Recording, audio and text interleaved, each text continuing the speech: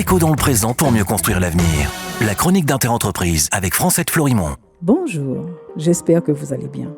On poursuit avec l'instruction interministérielle reçue mi-juillet 2024 par tous ceux qui sont en charge de la gestion de l'eau outre-mer. À 2 ans de la fin du plan Eau-DOM, donc, l'instruction de mi-juillet demande la mise en place d'équipes projets dédiées, s'appuyant en région sur la DEAL, les agences de santé et les offices de l'eau pilotés par un directeur de projet. Cette instruction se donne 6 objectifs. Petit 1, renforcer la gouvernance. Petit 2, développer les capacités d'ingénierie technique et financière des services de l'eau potable et d'assainissement. Petit 3, améliorer et sécuriser la qualité de l'eau destinée à la consommation humaine. Petit 4, intégrer les politiques d'eau potable et d'assainissement dans les stratégies d'aménagement et de développement du territoire. Petit 5, prendre en compte les mesures liées à la planification écologique. Et petit 6, renforcer la résilience des services publics de l'eau et d'assainissement. Ça a l'avantage d'être clair et pertinent, notamment pour ceux qui souffrent du manque d'accès à l'eau. Et ces équipes projets en région pourront être épaulées par l'équipe projet nationale. Oui, à 2 ans de la fin du plan qui dure depuis 8 ans, il est décidé d'organiser un peu les choses. Question: qui avait intérêt à ne pas organiser l'accès à l'eau dans les Outre-mer et pourquoi?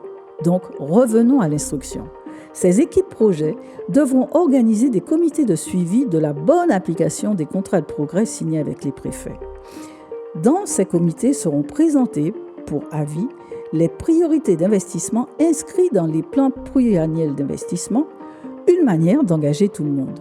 Par ailleurs, toujours selon cette instruction de mi-juillet 2024, dans chaque territoire, un comité des financeurs sera également mis en place autour des offices de l'eau, auxquels participeront les représentants de l'autorité de gestion des fonds européens, les représentants de l'Office français de la biodiversité, de la Caisse des dépôts et consignations et de l'Agence française de développement.